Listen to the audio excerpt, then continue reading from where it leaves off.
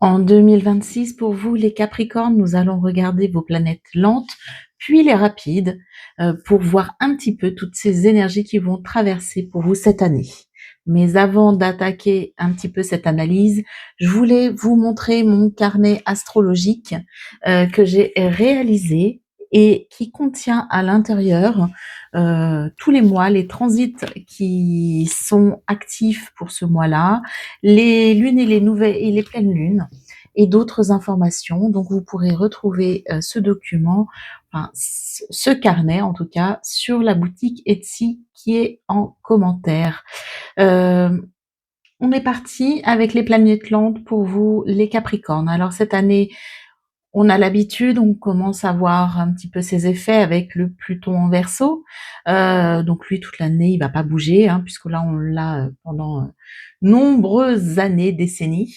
Alors, le Pluton en Verseau, en fait, pour vous, ça va vraiment travailler votre rapport euh, à votre façon de travailler, à votre façon de gagner de l'argent, vos valeurs, votre vie matérielle. En fait, on va vous demander simplement de faire une actualisation, de mieux gérer tout. C'est pas mieux gérer, c'est de gérer autrement votre vie matérielle afin qu'elle soit plus en, en, en ressemblance en fait avec la vie autour de vous. C'est ce que voilà, comme un Pluton en Verseau, ça apporte quand même pas mal de mouvements, d'innovation, d'amélioration matérielle dans la vie de la société. On va vous demander donc du coup de suivre cette tendance pour vous, les Capricornes. Alors en janvier, le 26 janvier prochain, nous avons donc Neptune qui quitte le Poisson et qui va arriver donc en Bélier. Alors pour vous, le Bélier, ça va pas être très confortable, c'est un carré. L'intuition du Poisson, vous avez vraiment fait beaucoup de bien. Vous aviez montré beaucoup de créativité et une communication vraiment, voilà, très facilitante. Neptune en Bélier, il va rester une bonne dizaine d'années chez vous. Et là, attention, ça va vous provoquer beaucoup de tensions familiales, des grosses remises en question familiales et voire même des colères et des conflits, des séparations. Donc, en fait, c'est parce que le Neptune en Bélier, on vous demande de revoir votre vie, votre façon de concevoir votre famille. Et du coup, ça va vous amener beaucoup de tension puisque vous avez des valeurs et pour lesquelles vous avez beaucoup de mal à lâcher prise. Ensuite, en février, nous avons le 14 février prochain, nous quittons pareil le Poisson pour passer en Bélier avec le Saturne. Saturne en Bélier, idem, c'est un carré, il reste un peu environ 8 ans. Donc le carré, c'est pareil, ça va être des tests. Et le Saturne, c'est pareil, on remet en question vos valeurs familiales. Et vous allez devoir donc poser des limites nettes dans votre foyer, ou en tout cas essayer à ce qu'elles soient acquises. Le problème du Bélier, c'est que ça risque d'être dans la tension et dans la colère, sauf que c'est pas ce qu'on vous demande non plus. On vous demande peut-être d'adapter un petit peu votre foyer, mais tout en posant des limites de façon beaucoup plus aussi sereine. Sauf que le Bélier, il sait pas faire ça. Donc à vous, avec votre Capricorne, d'être vraiment posé quand vous allez commencer à poser vos limites. L'Uranus, pareil, il quitte le Taureau pour le Gémeaux le 26 avril prochain. Alors, le Gémeaux, pour vous, c'est un quinconce, c'est pas spécialement agréable. Ça va surtout vous demander une réorganisation de votre travail, de vous adapter beaucoup plus rapidement, voire de vous adapter aux nouvelles technologies, en fait, des nouvelles façons de communiquer. Donc ça va vous demander d'acquérir des compétences, dit acquisition, dit des fois difficulté, donc ça risque peut-être de vous coincer un petit peu, mais globalement, voilà, on va vous demander de vous faire une mise à niveau, une mise à jour. Jupiter en Cancer, il nous quitte, ça fait 1 an qu'il y était, il nous quitte le 30 juin prochain pour le Lion. Alors cette fois-ci, il va falloir que vous guérissiez un schéma émotionnel. Et c'est là-dessus, c'est pareil, le Lion, c'est un quinconce pour vous, donc c'est pas stop. Donc pour vous, il va falloir travailler sur une guérison émotionnelle, sur un schéma familial, afin de vraiment arriver à respirer et à vraiment vous éclaircir à l'extérieur, un nouvel être qui ne soit pas du coup enfermé dans des vieux schémas. Ça va pas être évident ça. Donc avec toutes ces planètes, on vous demande d'être un petit peu plus authentique et de faire une grosse mise à jour des nouvelles adaptations de la société. J'ai un canal WhatsApp, toutes les informations sont dans la description, vous pourrez regarder tout en bas.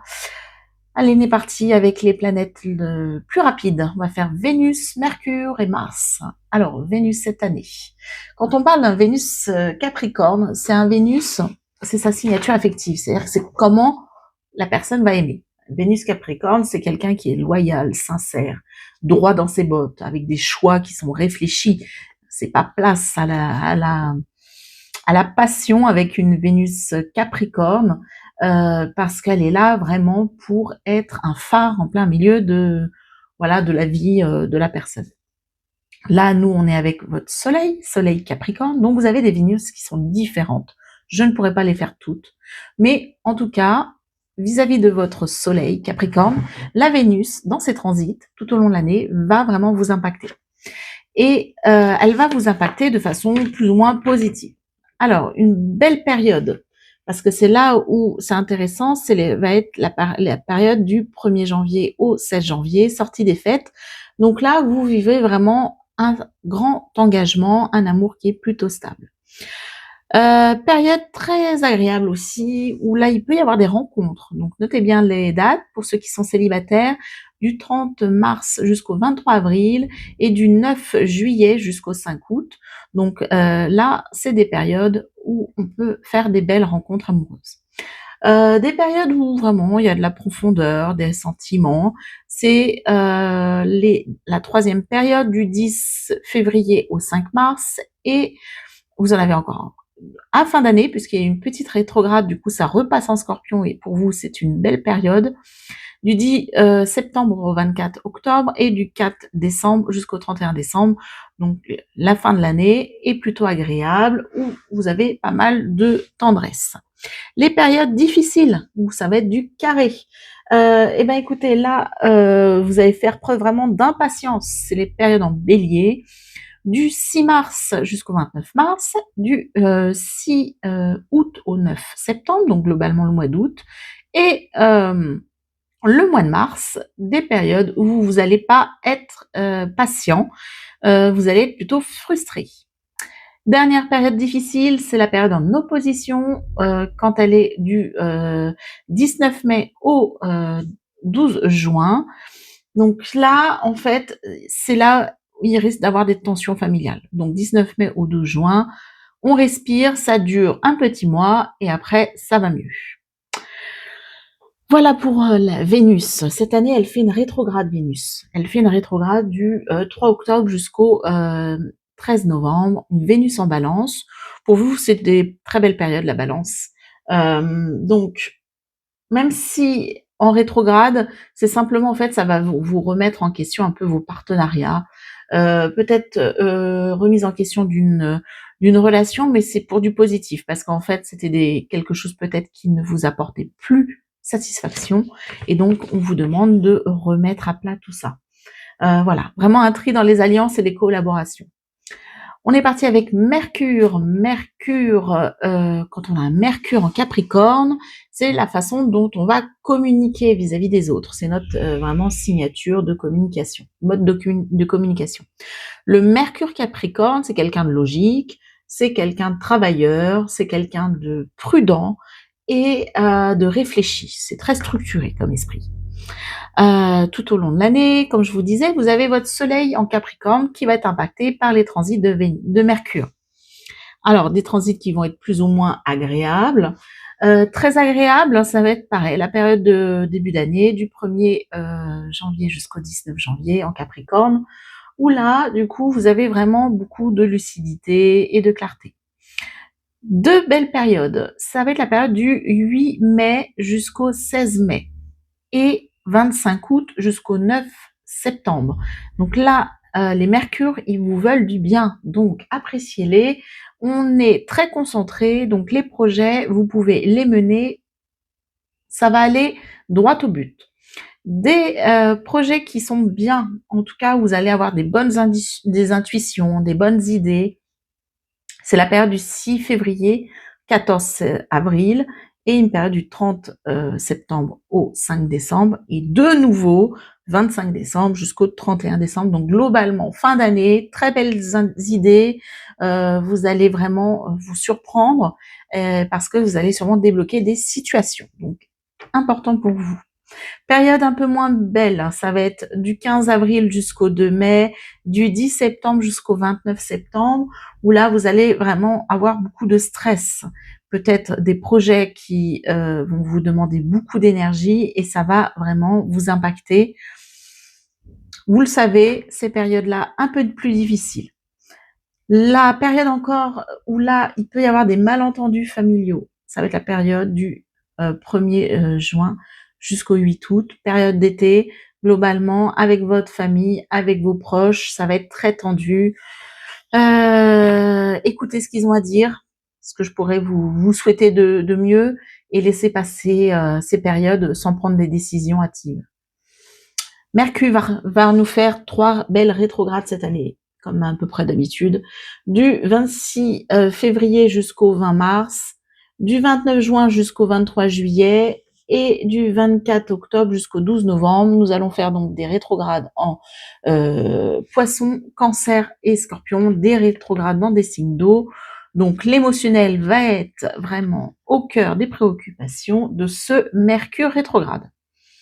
Pour vous en Poisson, quand ça va rétrograder en Poisson, vous allez vraiment avoir envie de ralentir, vous allez vraiment avoir beaucoup de ressentis émotionnels, donc accueillez-les, travaillez là-dessus.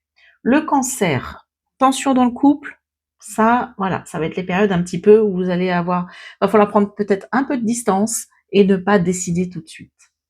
Scorpion, vraiment, on va vous demander de trier vos relations et d'avoir vraiment une lucidité pour que vraiment vos relations vous apportent quelque chose et plus que vous ne les subissiez.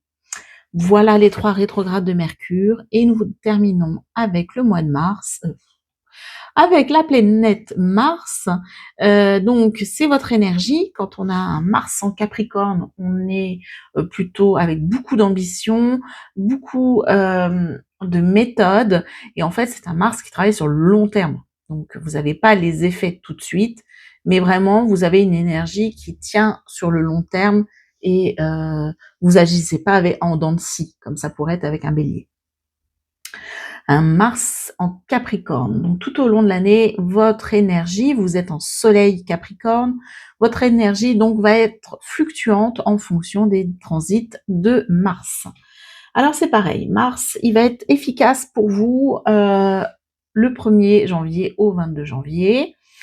Il va être très belle, vraiment une énergie à fond du 18 mai jusqu'au 26 juin et du 25 novembre jusqu'au 31 décembre, où là vraiment vous avez une grosse productivité à mettre en avant. La période du 2 mars au 8 avril, la période du Poisson. Donc là, on est vraiment avec des très belles intuitions. Donc si vous avez des projets qui arrivent dans votre tête, allez-y, vous pouvez les mettre en place. Une période difficile au niveau de l'énergie. Donc attention, prenez soin de vous, du 9 avril jusqu'au 17 mai, où là, vraiment, vous allez vous sentir en compétition vis-à-vis des autres. Donc ça, c'est pas, ça ne ressort pas le meilleur de vous-même quand vous êtes en compétition, parce que vous êtes quand même un signe de terre, donc vous lâchez pas le morceau. C'est bien, mais des fois, ça peut faire des dégâts. Le 18 août au 27 septembre, là c'est une opposition, vous êtes fatigué, irritable, il ne faut pas vous approcher. Donc 18 août au 27 septembre, et je pense que c'est lié quand même à ce Mercure qui, juste avant quand même, juste avant cette période-là, il était en cancer, le Mercure en cancer, et ça vous avait créé des tensions familiales. Donc je pense que c'est une conséquence. Avec le 18 août au 27 septembre, votre énergie va vraiment être très basse et vous allez être très irritable. Voilà les amis, j'espère que cette vidéo vous a plu. Je vous retrouve très vite pour des mensuels. À bientôt.